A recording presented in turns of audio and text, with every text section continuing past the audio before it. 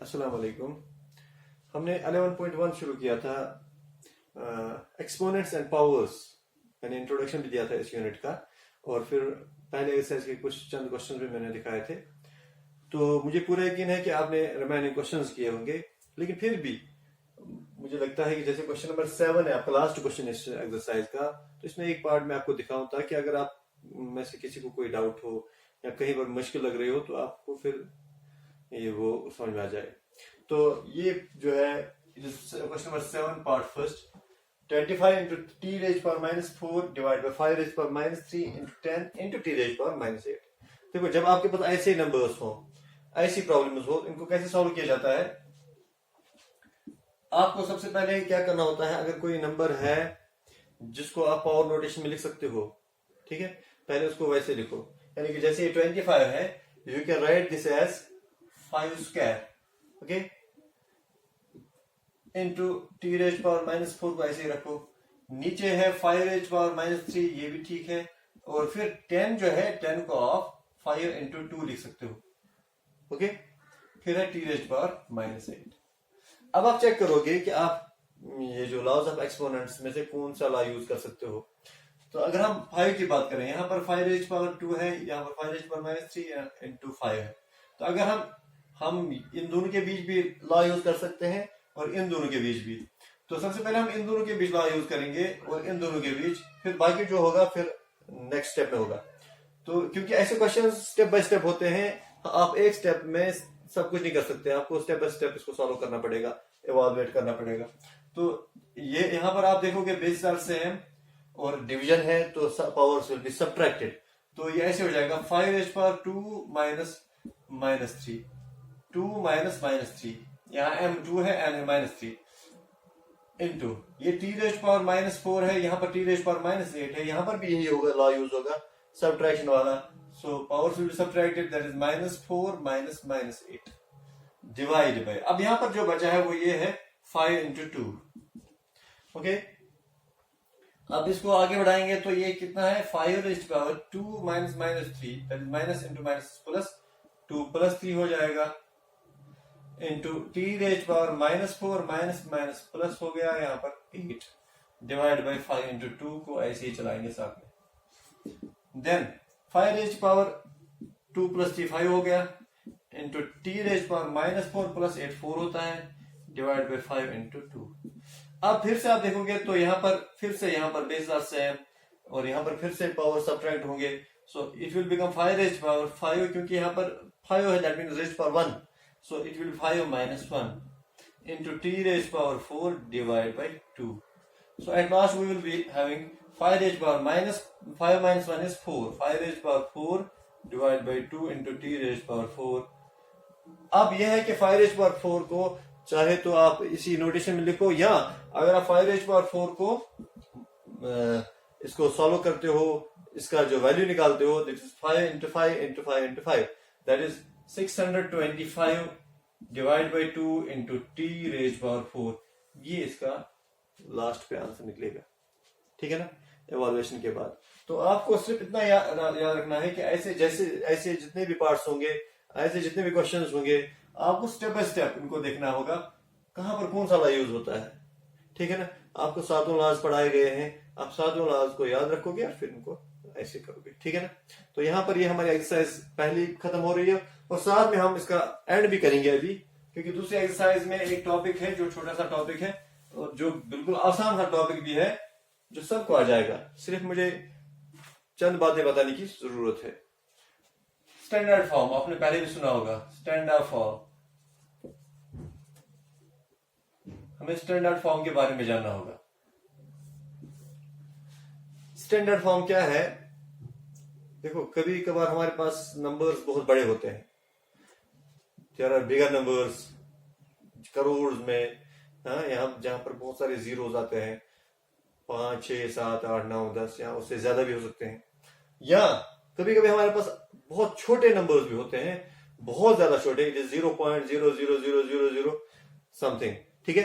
तो ऐसे नंबर्स को अगर हम किसी एक फॉर्म में लिखना चाहें, that is called as standard form. और वो स्टैंडर्ड फॉर्म कैसे लिखी जाती है आपको मैं बताता हूं।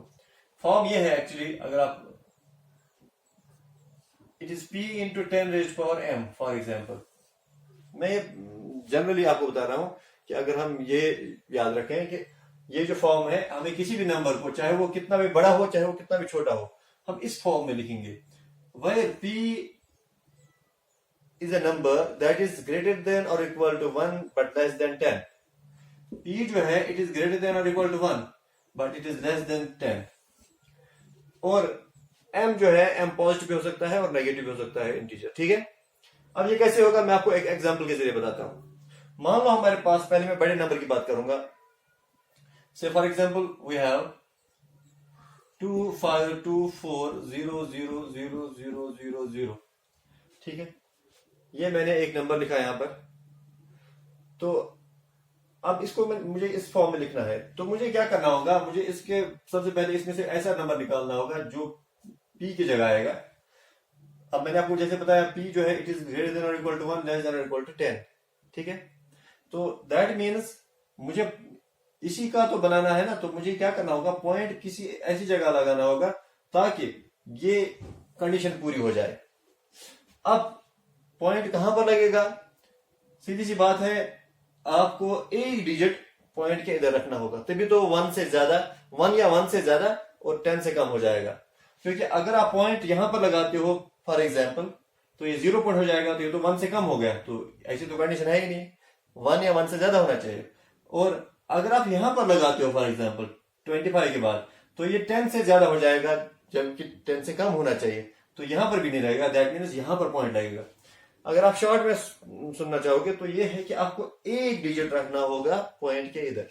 तो जब आप ऐसे लिखोगे इसको, तो ये ऐसे 2.524000000 लिख सकते हो आप। लेकिन जब आपको पता होगा कि पॉइंट के जो डेसिमल पार्ट होता है, इसके इधर वाले जीरो माने नहीं रखते। जैसे इंटीग्रल के इधर वाले, फॉर एग्जाम्पल मैं 0 1 लिखूं या 1 लिखूं, ये इस जीरो से कोई फर्क नहीं पड़ता। इसी तरीके से ये जो डेसिमल पार्ट है, इसके इधर वाले जीरोस माने नहीं रखते, आपको इनको लिखने की जरूरत नहीं है। So you can write this as 2.524।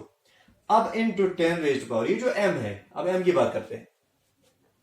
m हमें कहां से पता चलेगा, m हमें इस पॉइंट से पता चलेगा। अब ये पॉइंट जो है यहां पर हमने लगा दिया, और ये पॉइंट जो है, इस पॉइंट के इधर कितने डिजिट्स हैं ये आपको गिनने होंगे। जैसे 1 2 3 4 5 6 7 8 9, सो 9 डिजिट्स हैं इसके इधर, सो यहां पर 10 रेज्ड पावर 9 आ जाएगा। बहुत सिंपल है। तो किसी भी, कोई भी बड़ा नंबर होगा इस तरीके का, आपको यही करना है, आपको पहले p लिखना है। p क्या है, इट इज 1 और greater than 1 but less than 10, यानी 1 से लेकर 9 तक, दैट इज 1.2.3.4.8 9 पॉइंट तक आ सकता है, लेकिन 10 नहीं होगा ये। तो पॉइंट के इधर एक डिजिट रखना है आपको, बाकी इधर आ जाएंगे। ठीक है ना, और अगर इधर जीरो हो जाए तो वो लिखने की जरूरत नहीं है। फिर इंटू 10 रेज्ड पावर जो है, आपको सिर्फ ये गिनना होगा कि पॉइंट के इधर कितने डिजिट्स हैं, वो ही रेज्ड पावर हो जाएगा। तो ठीक है, ये तो है अगर बहुत बड़ा नंबर है तो। अब हम छोटे नंबर की बात करेंगे। If we have a number that is very much smaller, that is for example we have 0.0004369। Okay,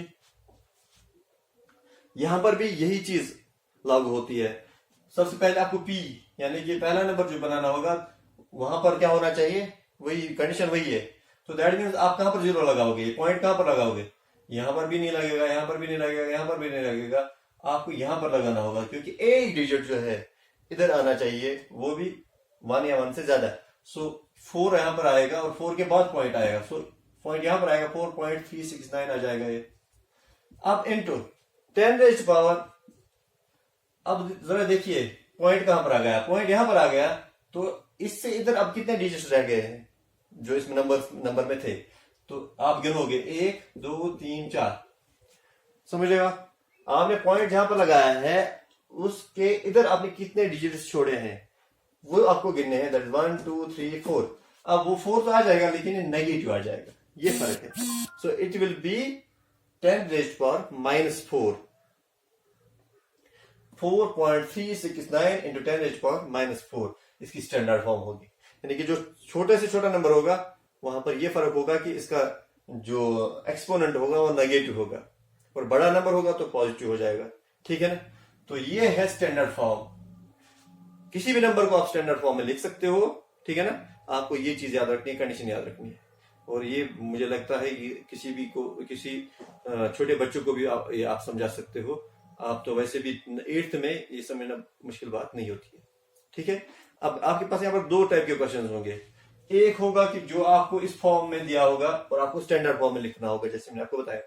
और दूसरा ये होगा कि वो इस फॉर्म में दिया होगा, इस फॉर्म में कन्वर्ट करना होगा वापस। और दोनों आसान है। अब जैसे मैंने ये तो बता दिया आपको कि यहां से इसको कैसे कन्वर्ट किया जाता है, लेकिन मान लो आपके पास अब यही है, अब इसको वापस इस फॉर्म में कन्वर्ट करना है। तो आप क्या करोगे, आप इसको ऐसे लिखोगे 4.369। अब ये जो 10⁻⁻4 है, अभी आपने लॉज ऑफ एक्सपोनेंट्स में पढ़ा है। If we have 10⁻m, so it can be written as 1 divide by a⁻m, यानी कि इसका रेसिप्रोकल हो जाएगा, ये नीचे आ जाएगा 10⁻4, ठीक है। तो अब इसको 4.369 डिवाइड बाई 10⁻4 को आप लिख सकते हो 100040, ठीक है।